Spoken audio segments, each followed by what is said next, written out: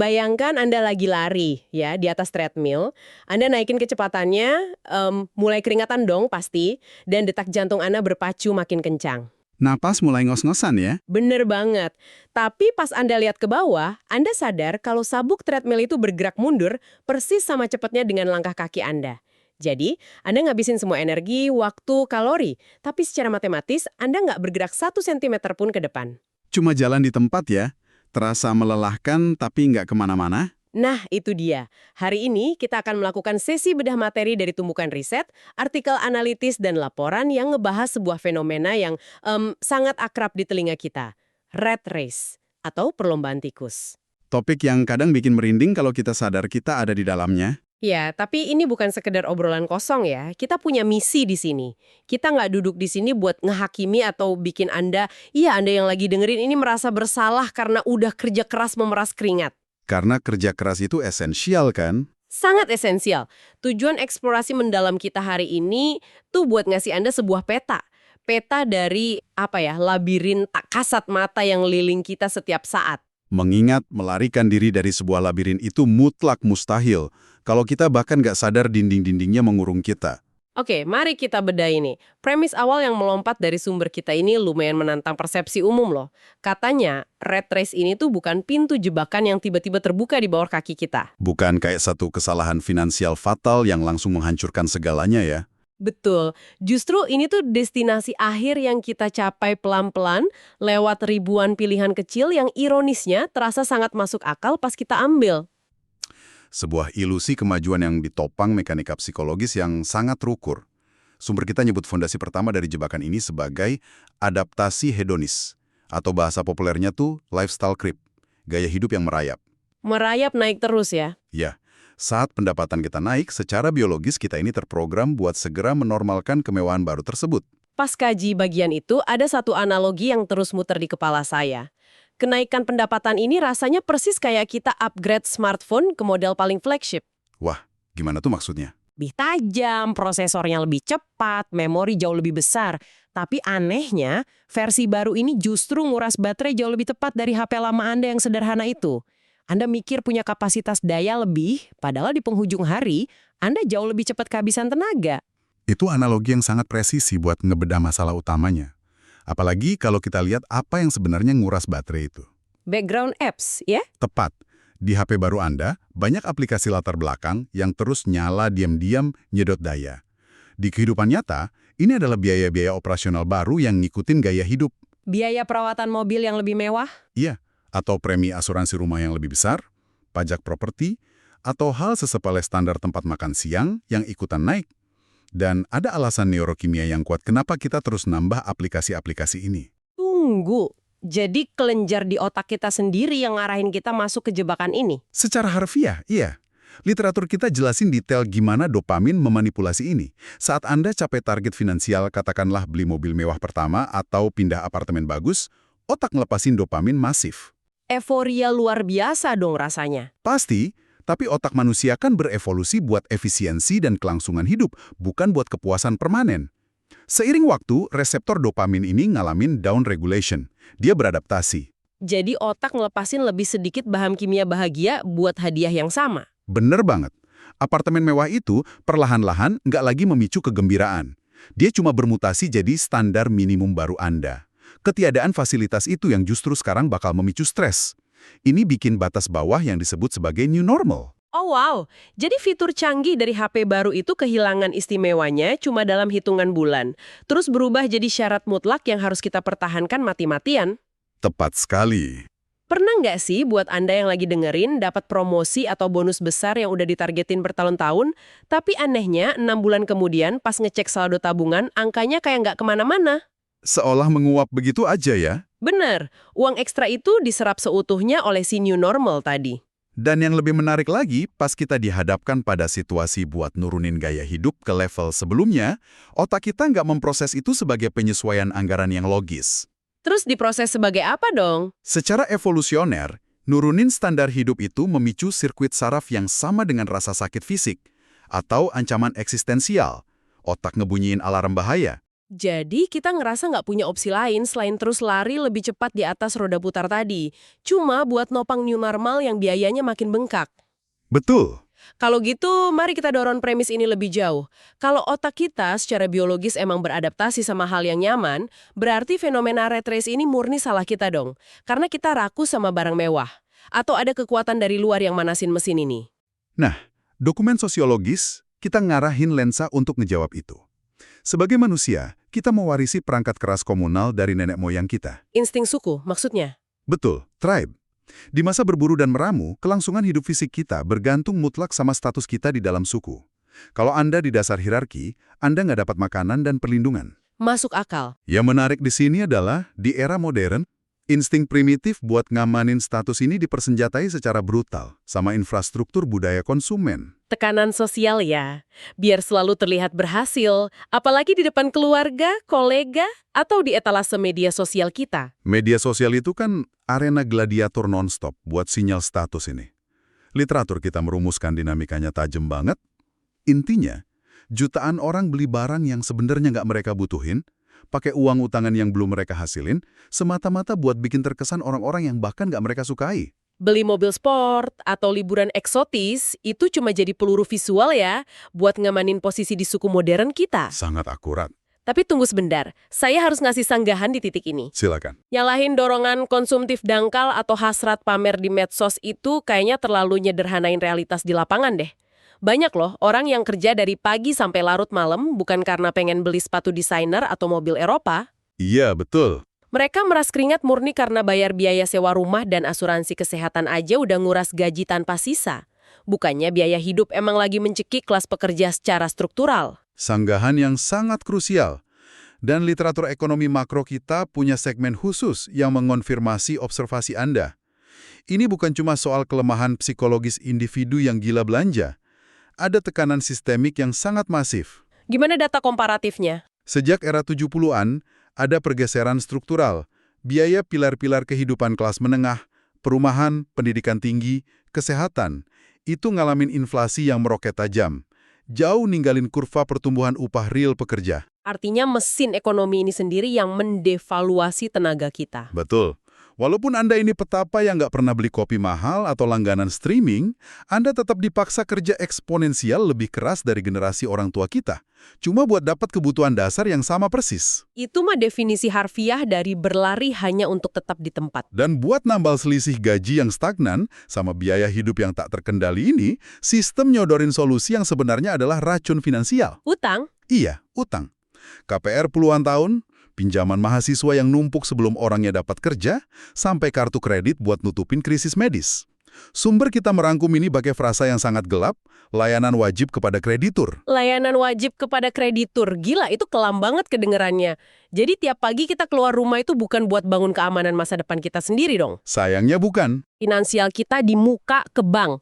Anda berubah dari pembangun kekayaan pribadi jadi pekerja layanan buat si pemberi utang. Ini badai yang sempurna. Tekanan internal dari dopamin tadi nabrak tekanan eksternal dari sistem makroekonomi. Labirin ini direkayasa dari dalam tengkorak kita dan dari luar, biar rotasinya nggak pernah melambat. Penjelasan ini bikin clear kenapa kelas menengah terjebak. Tapi ini memicu anomali lain di pikiran saya. Apa itu? Kalau permainan ini dirancang buat nguras kita, gimana kita ngejelasin para pemain di puncak piramida, eksekutif level atas yang secara matematis udah lunas utangnya, tabungan melimpah, kenapa mereka nggak mencet tombol berhenti aja? Pindah ke desa, bikin kebun, keluar dari perlombaan. Pas seseorang nyampe eselon finansial setinggi itu, matriks penguncinya berevolusi. Bukan lagi didorong panik bayar tagihan, ini bermutasi jadi krisis identitas. Krisis identitas gimana maksudnya? Kita masuk wilayah psikologis tentang sunk cost fallacy, kesesatan biaya tertanam. Tapi diterapin ke ego dan keberhargaan diri. Bayangin eksekutif yang udah ngorbanin waktu sama anak-anaknya, hilang tiap akhir pekan selama 20 tahun demi posisi di korporasi. Pasti berat banget ngelepasinnya. Mengundurkan diri secara sukarela, itu mengharuskan dia ngadepin kemungkinan psikologis yang mengerikan bahwa semua pengorbanan berdarah-darah itu mungkin nggak sepadan. Disinilah ini menjadi sangat menarik. Ini persis kayak pas Anda duduk di bioskop, nonton film durasi 3,5 jam. Di 40 menit pertama, Anda udah tahu ini film jelek banget, menyiksa. Tapi Anda nolak keras buat keluar studio. Cuma karena otak Anda teriak kalau tiket VIP-nya tuh mahal dan udah capek-capek jalan ke sana. Ekstensi analogi yang brilian. Loss aversion, keengganan kita terhadap kerugian. Di ekosistem profesional, tiket mahal ini disebut sama sumber kita sebagai ekuitas identitas. Ekuitas identitas. Menarik. Korporasi itu pinter banget nata arsitektur ekuitas identitas ini buat nahan talenta terbaik tanpa harus terus naikin gaji. Mereka menyatukan permanen jabatan, ruang kantor sudut yang mewah, dengan harga diri fundamental Anda. Jadi identitas personal kita udah fusi sama status kerja. Makanya pas mau ambil cuti panjang atau nolak promosi demi kewarasan, otak nggak mikir itu sebagai manajemen gaya hidup ya. Betul, ekosistem sosial memprosesnya sebagai kegagalan eksistensial. Karena dari kecil kita didoktrin satu dogma ini ya. Sebuah konstruksi yang kita sebut narasi kesuksesan linear. Formulanya udah dipahat di batu. Nilai tertinggi, kampus prestisius, masuk multinasional, beli rumah elit, kejar promosi terus. Padahal kecacatan paling fatal dari narasi ini adalah dia nggak punya garis finish yang objektif. Nggak ada sama sekali. Garis finishnya selalu mundur 10 meter tiap kita udah dekat 1 meter.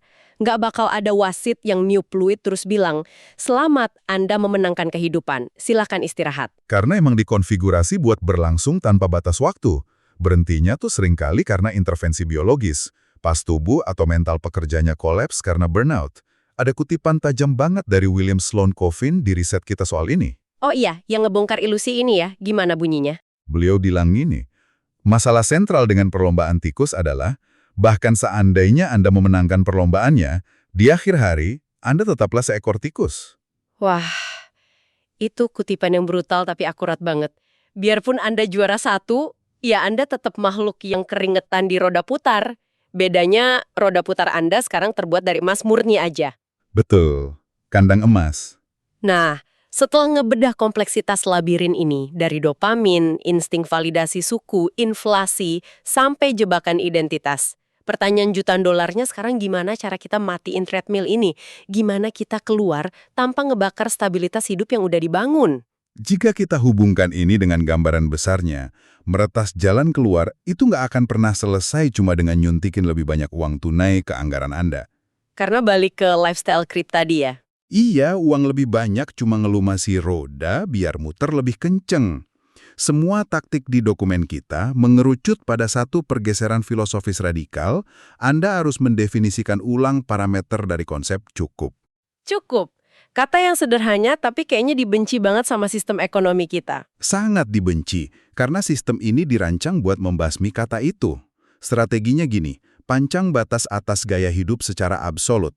Pas pendapatan melonjak, nanti entah promosi atau bisnis, gaya hidup Anda nggak boleh ikut naik. Harus kaku di definisi cukup yang udah Anda hitung.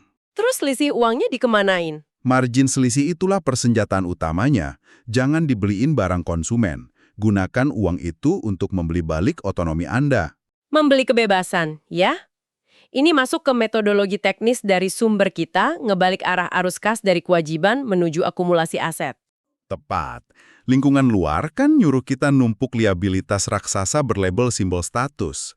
Mobil yang nilainya cepat turun, rumah yang ruangannya kegedean. Itu mah nyander waktu kita buat biaya pemeliharaannya doang. Makanya, pintu darurat labirin ini kebuka pas kita mulai obsesif ngumpulin aset finansial.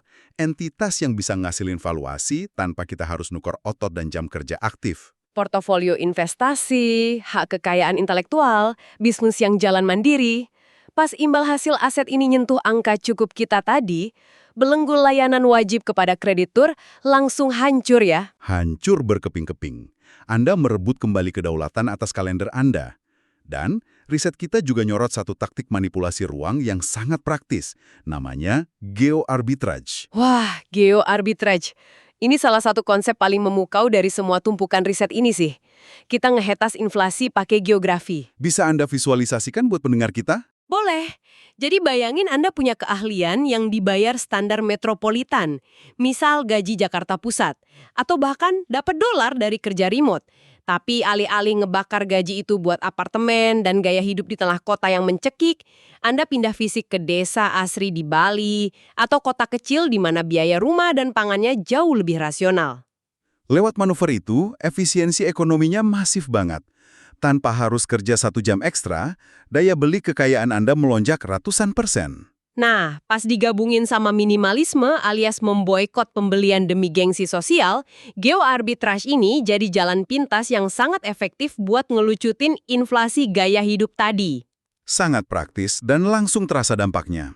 Jadi, apa makna dari semua ini? Buat Anda yang lagi ngebedah ini bareng kita, benang merah dari semua analisis ini bermuara pada satu prinsip operasional tertinggi. Hidup yang dirancang secara sengaja, intentional living. Karena jalur default di labirin sosial ini sangat licin ya. Betul. Kalau Anda lepas setir dan ngikut arus ekspektasi massal, gravitasi sistem bakal narik Anda ke atas roda putar lagi. Kebebasan absolut itu bukan soal ngumpulin paling banyak mainan mahal sebelum kita mati. Lalu apa menurut Anda? Kebebasan absolut adalah otonomi sejati. Kapasitas dan keberanian finansial Anda buat berdiri, balik badan, dan jalan keluar dengan tenang dari arena perlombaan yang sebenarnya nggak pernah Anda sepakati buat ikutan. Pembebasan itu dimulai pas Anda mendeklarasikan buat ngukur sukses pakai kompas internal sendiri, nolak metrik eksternal dari papan reklame atau algoritma medsos. Mari kita rangkum ekspedisi intelektual kita hari ini. Kita udah ngebongkar mesin rat race. Mulai dari adaptasi hedonis yang mainin neurokimia kita biar selalu nggak puas, sistem kredit yang nyita masa depan kita, sampai ekuitas identitas yang nyander harga diri di kartu nama. Tapi kita juga dapat peta keluarnya, tentuin batas cukup, bangun aset pelindung, dan rebut kembali otonomi hidup kita. Sebagai penutup nih, dari semua analisis struktural ini, ada satu pertanyaan probabilitas yang sangat mengusik, tersembunyi di antara baris-baris data ekonomi kita. Pertanyaan apa tuh? Kita tahu secara empiris, kalau mesin ekonomi modern ini, mulai dari iklan, produksi massal, sampai sistem bank, sangat bergantung mutlak pada kepatuhan miliaran manusia buat terus berlari. Ekosistem ini butuh rasa haus dan ketidakpuasan permanen Anda sebagai bahan bakar. Oke, ngeri juga ya mendengarnya. Nah, ini pemikiran provokatif buat Anda bawa pulang malam ini. Kalau besok pagi, Anda dan secara ajaib semua orang di sekitar Anda serentak menemukan titik cukup yang hakiki dan nolak membelanjakan uang demi status, apakah sistem ekonomi global kita bakal langsung runtuh berkeping-keping karena kehabisan bahan bakar? Atau ia justru bakal dipaksa berevolusi jadi struktur baru yang jauh lebih memanusiakan kita? Wah, pertanyaan itu benar-benar punya daya buat ngubah cara kita mandang dunia besok pagi. Paradoks yang indah tapi menakutkan ya. Sistem yang nyedot energi kita ternyata sangat rapuh dan bergantung sama kepatuhan buta kita sendiri. Sepenuhnya bergantung pada kita. Baiklah, kita harus mengungkus sesi bedah materi kita kali ini. Tujuan tertinggi dari mengeksplorasi sumber-sumber ini tuh biar Anda bisa pegang kendali atas kemudi kesuksesan Anda. Bukan sekedar jadi penumpang yang pasrah. Labirinnya emang tak kasat mata. Tapi sekarang, petanya udah ada di tangan Anda. Dan yang terpenting, Anda tahu ada pintu keluar. Benar. Anda tahu persis cara kerja dindingnya, dan Anda bisa buka pintu itu kapanpun Anda mutusin buat berhenti lari. Terima kasih udah meluangkan waktu berharga Anda buat berpikir bareng kita. Selalu pertanyakan hal-hal yang dianggap normal di sekitar Anda, pelihara terus rasa ingin tahu itu, dan kita akan membongkar tumpukan pengetahuan menarik lainnya di eksplorasi kita selanjutnya.